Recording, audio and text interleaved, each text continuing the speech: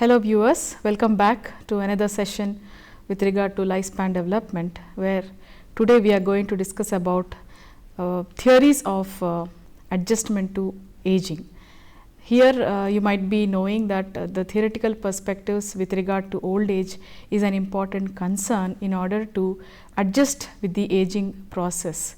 And here we are going to discuss about a few objectives where we learn about a few theoretical perspectives on aging.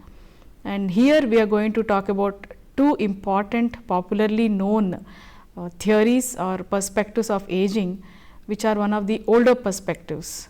The first one we are going to discuss is about disengagement theory. The second important perspective is called as activity theory. And apart from these two older perspectives, we are also going to discuss about the more recent perspective on aging, which is also known as continuity theory of aging. Let us discuss what exactly we mean by disengagement theory of aging. Now, to begin with, the people who developed this theory were called Cummings and Henry in the year 1950, but it was actually published in the year 1960s. The theory was actually conducted among US older adults in between the age group of 50 to 90 years, and they found that they had a logical argument stating that why older adults would naturally disengage from the society. We understand that as an individual ages and there is a decline in the relationship with the social world, and we can attribute all these factors with respect to physical deterioration or the psychological or cognitive declination. This particular theory is considered to be one of the earliest and also the most controversial theories of aging. Now, this particular controversies we will be discussing at the end of the theory in terms of its limitations, but for now we are going to discuss about why exactly it is considered to be a theory of disengagement. It is because the individual develops disengagement, that is, the individual stops engaging with the social world, and there is a mutual withdrawal between society and the older adult. It is because the society equally accepts the disengagement of the elderly. The society considers that now the elderly people are at rest and they need to take care of themselves. As a result, they are less privileged in terms of any occupation or any social interaction related activities. As a result, the older people are more preoccupied with themselves, with their own inner lives. If you think of Erikson's last stage of psychosocial development of personality, it is also indicative that the individual at that particular age group develops either ego integrity or despair. The ego integrity concept is a successful aspect of the individual's entire lifespan, whereas the despair is an unsuccessful life experience of the individual. Therefore, it is all about the individual's personal attributes and his life experiences, where we can say that the individual stops engaging with the society and spends more time with his self in terms of accumulation of his experiences or being nostalgic or away from the social environment.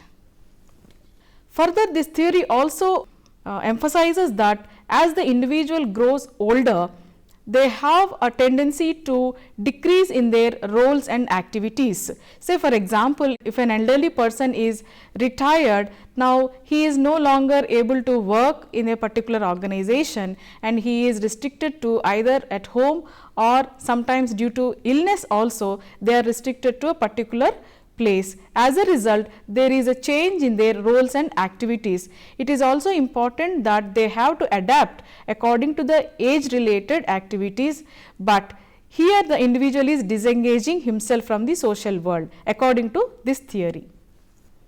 The disengagement theory also emphasizes that it furnishes a means of transfer of knowledge from older generation to the younger generation. In terms of power, in terms of property, in terms of knowledge, in terms of wisdom, the older adults believe that now their age has been come to end and they have to transfer all these to their younger generations for the effective functioning of the rest of their lives. Therefore, the older adults limit themselves in terms of their age and give way to the younger generations. Hence, this is more satisfying for both the society as well as the older adult, since there is a mutual understanding. Hence, we cannot say that the older people are not satisfied, but they are more satisfied being isolated from the society according to this theory. According to this theory, it is postulated that the successful aging is best possible by abandoning certain social roles and responsibilities. Therefore, if you want to find out an individual having a successful adjustment to his aging process, it is important to consider that the individual should abandon the previous activities that he has been performing. According to this theory is also culture independent concept. All cultures differs, whereas in this particular theory, this theory can be applied to different cultures, but at the same time not every culture has a tendency to develop disengagement with the society. Maybe some people have disengagement at the later years of the life, maybe at the age of 70 or 80, but some old people during the 60s and 70s may still continue a social association with the social world. Therefore, it is culture related and it is culturally relevant. The most important strength of this theory is that it is mutually benefiting the society as well as the older adult. As we have discussed earlier, in terms of the old people, they are now able to guide, or being a mentor, they are able to help the younger generations, and at the same time the society is also welcoming the newer generation and giving a pace to the older adults. Therefore, it is mutually beneficial. Now, the weakness point is that in this particular theory, it fails to establish that some people may still want to continue to associate themselves with the social world, but it happens that the individual in this particular theory disengages, whereas the other individuals who have been playing an active role during their middle age may still continue to be a social butterfly even at their 70s. So, it is, we cannot conclude or we cannot say that disengagement begins at a particular stage of life and then it stops. So, some people, it is individualistic, therefore, we cannot assume that all older people have a tendency to develop disengagement in their lives. Therefore, this theory particularly has been largely discounted and marked down by most of the gerontologists. Hence, many people do not agree with this theory, and this theory has been very controversial and most of them do not agree with this theory. Now, we come to the another important older perspective of aging, and this particular theory is a contrast to the previous theory, that is disengagement theory. So, now we are going to discuss about the theory of activity.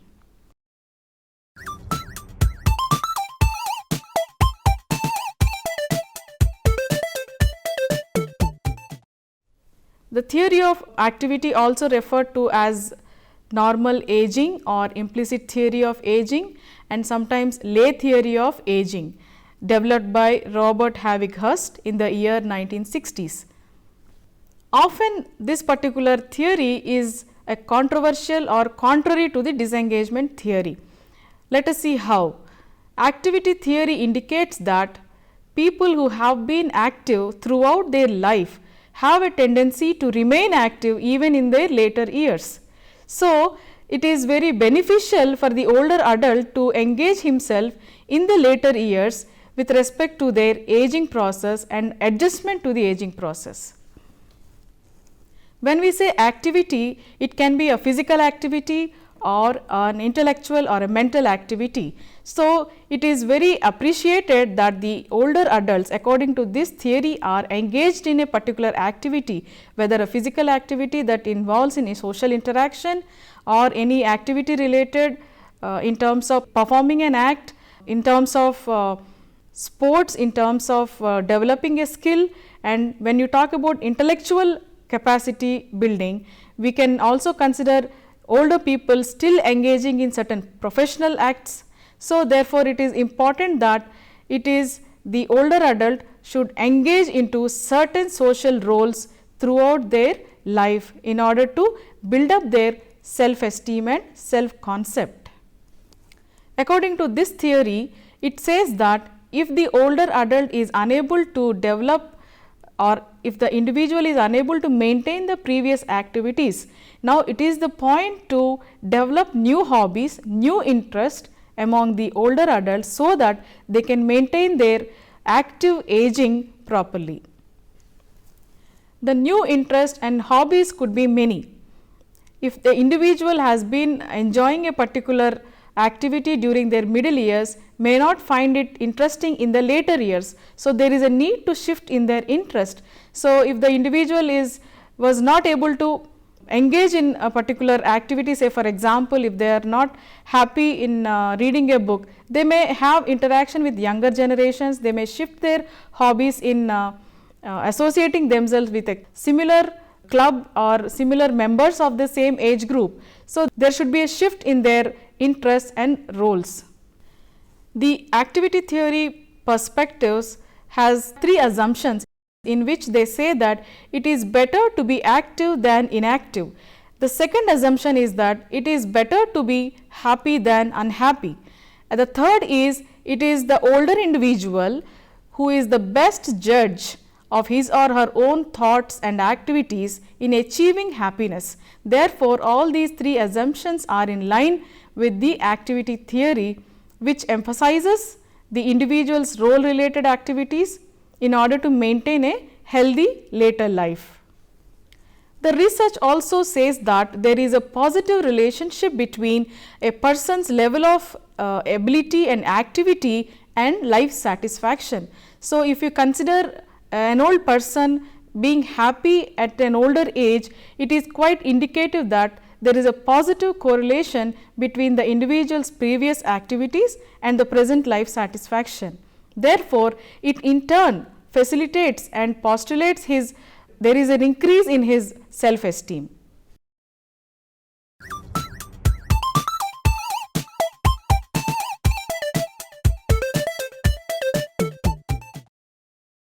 And this self-esteem and self-concept further increases the individual's adjustment to later life. As we have discussed that in activity theory, if the individual is unable to shift his activities or unable to develop new interest or hobbies, it is very difficult for the individual to adjust to the later life. Therefore, it is very important that there is an emphasis of role change in this particular theory. It emphasizes that the older people needs role change. Now, role change can be many. The individual may develop being a mentor or a pool of wisdom to the younger generation, where they can benefit from the older people. The theory also emphasizes that during the middle age, when the individual is involved in certain active role plays, it is important that this should be maintained irrespective of the individual being old. So, it is emphasized that even the elderly is at the verge of old age, it is very important that this older person should forget that he is old and maintain that he is still a middle aged person and continue his activities till the later age. The activity theory also focuses on the individual's health. Now, those days there were no much medical advancement in the health of the elderly people, but now with the advancement of the medical research, it has become very possible for the older people to have a better health quality of life. Therefore, the medical research also point out that there is an importance of remaining socially involved. So, as the individual's health is good, there is a possibility of sustaining positive and healthy social activities in the society.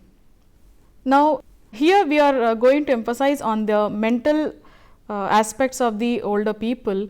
So far as the physical health of the individual is good, the individuals are able to engage themselves in the social world. But if it is not the same case with the mental health of the individual, now the deterioration is quite progressive. When we say mental aspects of the individual, it is the cognitive abilities of the individual.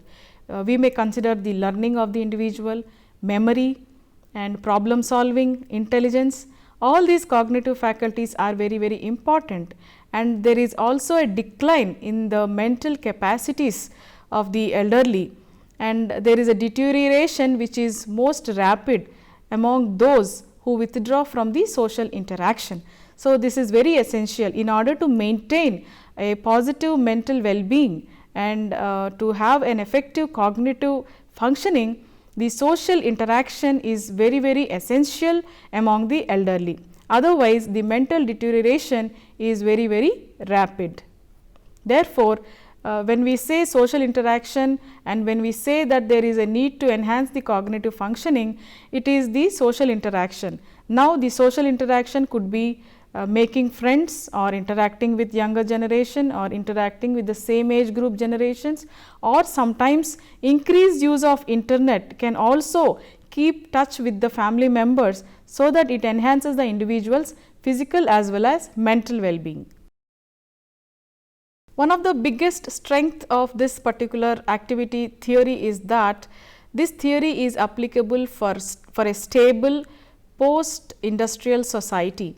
When we say post-industrial society, it is the developed society where there is a lot of revolution, there is a lot of advancement, there is a technological advancement, where people can still continue to work, engage themselves in certain activities which they are interested in. Therefore, this offers its older members many opportunities for meaningful participation in the social world. And the most weakness is that some aging individuals cannot maintain social relationships, and sometimes there is a problem with the individual's lifestyles.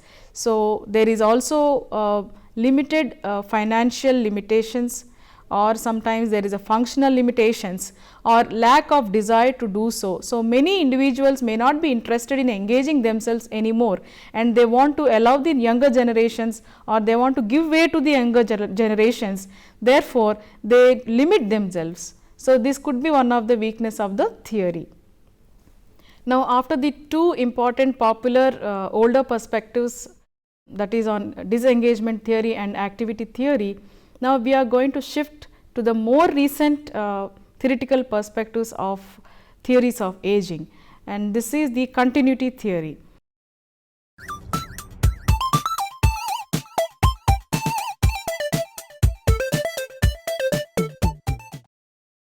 The continuity theory is proposed by Havinghurst and his colleagues, and this is in reaction to the disengagement theory. It believes, this theory, the theory of continuity, believes that the individual's personality, the individual's values, the individual's attitudes and behaviors remain constant throughout the individual's later years. Now, this is very important to understand, because in a continuity perspective, they believe that successful aging depends on the individual's ability to perceive, maintain and continue certain activities which are dependent on their behaviors. The continuity theory of aging strongly believes that personality, values, morals, preferences, role activity and basic patterns of behaviors are consistent throughout the individual's life, regardless of the life's challenges one encounters. Say for example, in an individual's life, there may be many ups and downs, there may be gains, there may be failures, but at the same time it is strongly believed that the individual's pattern of behaviors, pattern of personalities remain constant. So, it is very beneficial for the individuals to adjust to the later years for having a constant stable personality traits. I would like to quote an example here. Say for example, a 20-year-old young adult may be very sociable and he is able to interact with everybody, and he is very extrovert in his personality. Now, we can expect, according to continuity theory, that even if the individual comes to the age of 70 years, he is still a sociable person, because of his stable personality traits. He is now able to, he can continue to be sociable even in his later years. On the contrary, if you observe 25-year-old adult who is very depressed, isolated and lonely, there is a possibility of continuing the same possible traits even in the later years by disengagement or in terms of social isolation, and sometimes there is a depression that is still continued. So, therefore, it is very essential that according to this theory, the stable traits of the individual remains consistent. We can say that this theory has built up and modified the activity theory, because if you compare in activity theory, there is a emphasis of more activity related orientation among the individuals, so that they are associated with the social world. But here in continuity theory, it is important to maintain and continue the basic personality traits and behavior patterns throughout their later years. Therefore, it is modification of the activity theory. I would say that this continuity theory is very helpful among older people in order to cope with the aging problems, because one way to predict how an individual will adjust to being old is to examine how that individual has adjusted to the changes throughout the life. Thus, in this perspective, the reminiscence therapy, that means being nostalgic, sometimes is quite helpful for the older adults to adjust themselves in the later years. Sometimes individuals are happy in remembering the past memories, they become nostalgic and they want to remind themselves how they behaved during their younger period, and so that they are quite able to adapt to the present aging process.